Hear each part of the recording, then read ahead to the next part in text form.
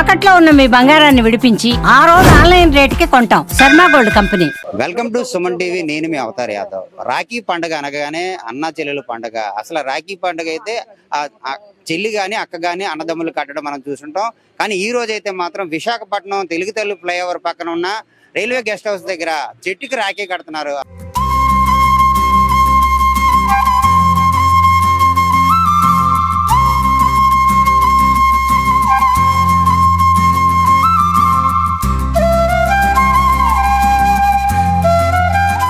అసలు చెట్టుకి రాఖీ కట్టడానికి కారణాలు ఏంటి?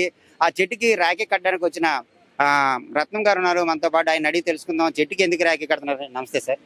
నమస్కారం. ఇప్పుడు ఈ ప్రతి ఒక్కరు రాఖీ అనగానే అన్న చెల్లెల పండుగ, అది అన్నదమ్ముడికి రాఖీలు కట్టడం అనవాయితీ. కానీ చెట్టుకి గల కట్టడానికి కారణం ఏంటి సార్? చెట్టుకి రాఖీ కట్టడం అన్నది మనం మొదలు పెట్టింది కాదు. పవిత్ర దారాలతో మహావృక్షాలను కాపాడాలనే ప్రయత్నం చాలా కాలంగా సాగుతుంది. అందులో అంటే 3000 సంవత్సరం నుంచి సాగుతుంది. అయితే మనం ఏంటంటే ఈ మర్రి చెట్టుని 25 ఏళ్ళుగా ప్రొటెక్ట్ చేస్తున్నాము. ఈ మర్రి చెట్టు ఏంటి అంటే మనకి Bhubaneswar to Nagpur train track వేసినప్పుడు 3000 మంది ఇక్కడ ఏదైతే ఈ చెట్లు నాటారో అప్పుడు శ్రామికులందరికీ నీడ కోసం ఈ చెట్టు నాటడం జరిగింది.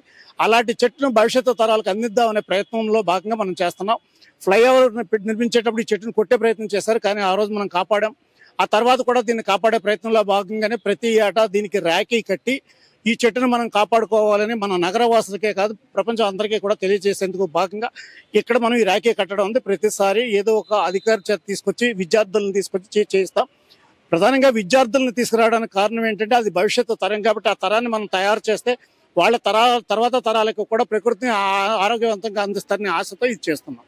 ఈ చెట్టుకి కట్టడానికి కారణం అయితే చరిత్ర కలిగిన చెట్టు అనే కడుతున్నారా? ప్రతి ఒక్క మొక్కకి ఇలాగే పూజిస్తారా? ప్రతి చెట్టుకి ఇలాగే పూజిస్తాం.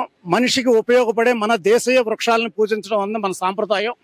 మన దేశంలో ఏదైతే దేవతా వృక్షాలు ఉన్నాయో ఆ దేవతా వృక్షాలన్నీ అన్నింటినీ మనం పూజిస్తాం.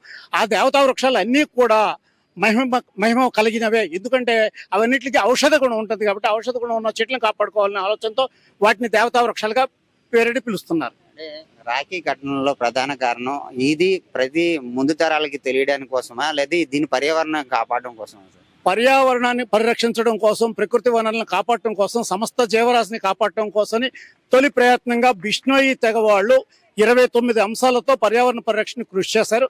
దానిని మనం కొనసాగిస్తూ మనం ప్రతి ఒక్కరు కూడా పర్యావరణ హితంగా జీవించాలనే ఆలోచనతో ఈ కార్యక్రమాలు నిర్వహిస్తున్నాం. ఈ చెట్టు చరిత్ర అయితే మాత్రం ఎన్నేళ్ళ చరిత్ర సార్? ఈ చెట్టు 1887లో నాటారు. 1887 నుంచి ఈ రోజు దాకా ఈ చెట్టు మనకి కావాల్సినంత ఆక్సిజన్ ఇస్తుంది, బోడంత కార్బన్ డైఆక్సైడ్ పీల్చుకుంటుంది, తనలో ఇమిడ్చుకుంటుంది. పర్యావరణ పరిరక్షణకి ఇది చాలా ఉపకరిస్తుంది. ప్రధానంగా చెట్లకి రాఖీ కట్టడానికి కారణం ఒకటి చెప్పండి.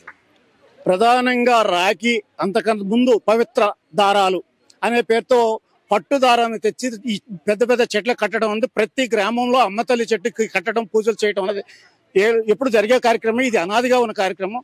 అయితే మనము దీనిని ప్రస్తుతం ఎక్కువగా ఎందుకు చేస్తున్నామంటే గడిచిన 50 ఏళ్లలో నాగరికత అనే పేరుతో మనం మర్చిపోతున్నాం. మన గ్రామాల్లో ఏదైతే దైవ ప్రదేశం అని చెప్పి పూజింపబడే మన ఈ చెట్లు ఉన్నాయో ఆ చెట్లన్నింటినీ వదిలేస్తున్నాం. కానీ ఇప్పుడు మనం వాటిలన్నింటినీ కాపాడాలి, ఆ సాక్రెడ్ గ్రోవ్స్ ని పరిరక్షించాలి, ఆ దైవ ప్రదేశాన్ని కాపాడాలి. ఆ దైవ ప్రదేశానికి చరిత్ర ఉంది, ఆ చరిత్రను కాపాడాలనే భాగంగా మనం చేస్తున్నాం. రీసెంట్ గా ఒక సాక్రెడ్ గ్రోవ్స్ లో మన లంబసింగిలో చుక్కల పండుగ అని విత్తనాల పండుగ కూడా చేయడం జరిగింది. ఇవన్నీ కూడా మనం భవిష్యత్తు కోసం చేస్తూ ఉన్నాం. చెప్పండి, మీరు ఇక్కడ ఈ కార్యక్రమానికి వచ్చారు. ఇటువంటి కార్యక్రమాలు అంటే ప్రజాహితంగా ఎలా ఉపయోగపడతాయి మేడం? ఈ వృక్షాబంధన్ అనేది చాలా మంచి ప్రయత్నం. మన ఎన్జిఓ గ్రీన్ క్లైమేట్ రత్నం గారు వాళ్ళ సిబ్బంది చేస్తున్న కృషి చాలా ప్రశంసనీయం అండి. అలాగే ఎలా అయితే ఒక సోదరుడి నుంచి రక్షణ ఆశిస్తుందో అలాగే ఈ చెట్టు కూడా మనకి ఎంతో నీడని ఆశ్రయాన్ని అంతా ఇస్తూ మనని పరిరక్షిస్తుంది ఆల్రెడీ. సో దానికి కృతజ్ఞతగా మనము ఇవి వృక్షాబంధన్ కార్యక్రమం చేయడం చాలా బాగుంది. అలాగే పోర్ట్ యాజమాన్యం వాళ్ళు కూడా డాక్టర్ ఐఏఎస్ మన చైర్మన్ అంగముత్తు గారు గారి ఆధ్వర్యంలో 10 లక్షల మొక్కలు విశాఖపట్నం జిల్లా వారందరికీ ఫ్రీ ఆఫ్ కాస్ట్ ఉచితంగా సప్లై చేయడానికి లాస్ట్ ఇయరే ప్రోగ్రామ్ అనౌన్స్ చేశాం. దాంట్లో భాగంగా ప్రతి ఎన్జిఓలకి కావచ్చు, గవర్నమెంట్ ఆర్గనైజేషన్స్ కి, స్కూల్స్ కి అందరికీ కూడా ఉచితంగా మొక్కలు పంపిణీ కార్యక్రమం కూడా జరుగుతుంది.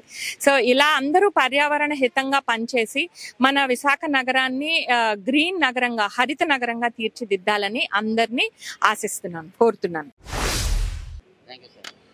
ఇది ఏదైతే ఇక్కడ రాఖీ పండుగ నిర్వహిస్తున్న రత్నం గారు చెప్తున్న పరిస్థితి, పర్యావరణాన్ని మనం కాపాడితే పర్యావరణం మనల్ని కాపాడుతుంది. ప్రతి ఒక్కరూ కూడా ప్రకృతి పక్క ప్రేమికులుగా ఉండాలని చెప్పి ఈ కార్యక్రమం నిర్వహిస్తున్నాము. మనకి చెట్లకి అయితే మాత్రం రాఖీ కట్టడం ఇది మొదటిసారి అయితే కాదు. మన పూర్వీకుల నుంచి ప్రతి ఒక్క చెట్టుకి మనం పట్టుదారాలు కట్టి పూజించేవారము. అదే విధంగా మనం ప్రకృతిని కాపాడితే మనల్ని ప్రకృతి కాపాడుతుంది అని చెప్పి ఆయన చెప్తున్న పరిస్థితి కనబడుతుంది. కెమెరా పర్సన్ రవితేజతో అవతార్ యాదవ్, సుమన్ టీవీ, విశాఖపట్నం.